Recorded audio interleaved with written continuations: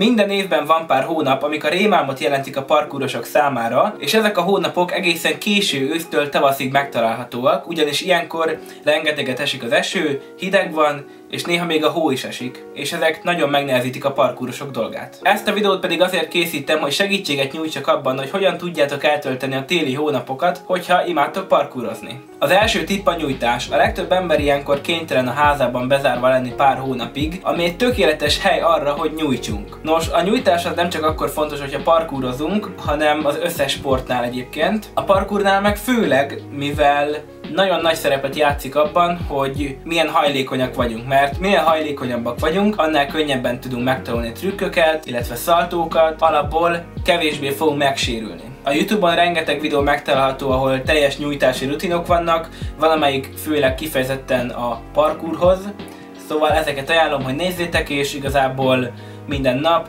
szálljatok rá egy kis időt. A második tipp a benti parkour edzés. Ez eléggé furának tűnhet először, ugyanis nem mindenkinek van olyan nagy háza, hogy alkalmas legyen erre, de a YouTube-on megtalálhatóak olyan videók, ahol egy benti edzést mutattak be. Itt igazából nem kell annyira nagy ugrásokra gondolni, hanem az inkább ilyen kis alapmozdulatokat tanítja meg, vagy hát gyakorolja. Szóval, hogyha a telefont lerakjátok magatok elé, és követitek, ami van a videóban, akkor az fel tud érni egy kis parkour edzéssel, és nyilván nem lesz ugyanolyan, mint hogyha kint edzenétek, de legalább kondiban maradtok. De az biztos, hogy amíg nem tudunk kint lenni, addig nem fogjuk elveszíteni a képességeinket, hanem fenntartjuk, hogyha ezeket a parkour edzéseket elvégezzük. A harmadik tipp az információkeresés. A bent eltöltött idő kiváló alkalmat nyújt arra, hogy megtelítsük magunkat információval.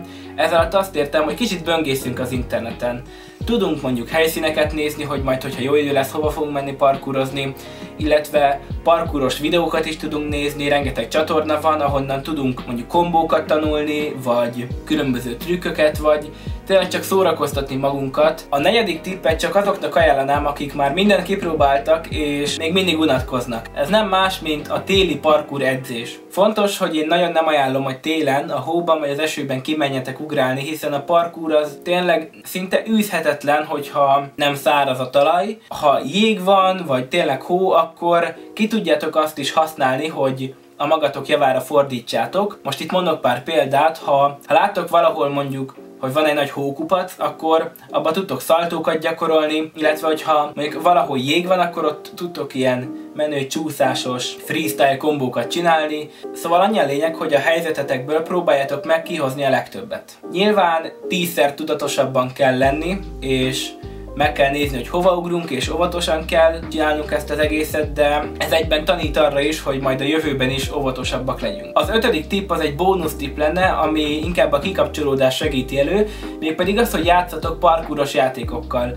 Elérhetőek gépre, illetve telefonra is, de ez is igazából ki tudja elégíteni a parkour iránti vágyatokat, hogyha mondjuk nem tudtok kimenni, mint most én sem, mert eléggé esik az eső, meg a hó is mostanában, és nem tudunk most menni a srácokkal ugrálni, de amint jobb idő lesz, megyünk. Na de igazából erre a videóra ennyit is szerettem volna, ha tetszett, akkor dobjatok egy hatalmas lájkot és iratkozzatok fel. Sziasztok!